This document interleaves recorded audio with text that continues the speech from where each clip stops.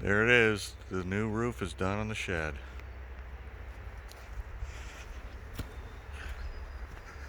Got it all wrapped up a little while ago. Finished up the ridge cap, and I think it came out pretty good.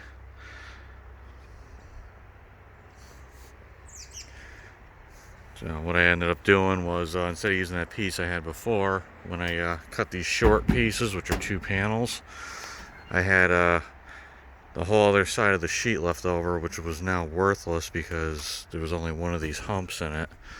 So I ended up ripping that down, which got me I think it's like 12-foot piece, and then just added this little extra, and one nice big piece there. It's a monstrous improvement over anything this shed's ever had, and it's better than the whole shed. It's nice and solid. The whole thing's real sturdy now. I don't think it's ever been this rigid before, so I'm happy. The shed's watertight now, finally. Doesn't rely on Harbor Freight tarps. Which, looking back at our old videos, I think it was back in '09, this thing had a car cover on its roof, so it's been leaking for a long time. And you can just see the difference with what the materials used. This is the stuff I used. I don't know what gauge it is, but it's a lot thicker than this. This stuff's like freaking tin.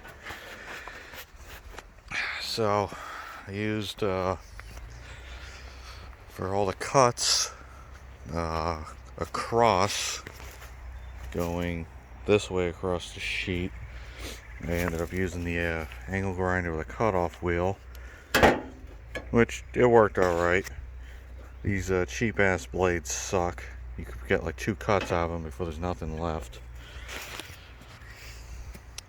And for ripping down the sheet, I used this thing that I borrowed from my work. It's a power shear. It's a head on a DeWalt drill. Let's see if I can demonstrate this. That thing's gonna move too much.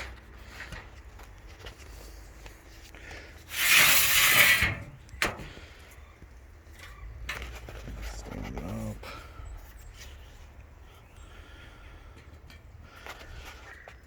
So you just get that lined up there.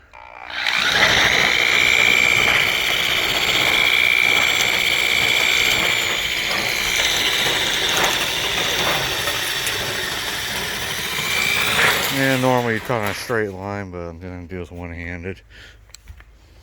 But the thing actually works pretty good. And it makes all these ribbons here. But you get a nice straight cut out of it. Yeah, it's not all jagged like the cutoff wheel where you gotta grind the edges. So that's gonna wrap it up for the roof. I do have some scrap left here. And I still have over here, got 2 full sheets left. And this one, it's a slightly different color. This is scrap protection piece. And over here I got this stuff. So all this is going to end up being used eventually to do this roof, but I don't really feel like doing it right now. This shit's full of garbage. It smells horrific in here because of the mice. And it's filled with mostly ruined car parts.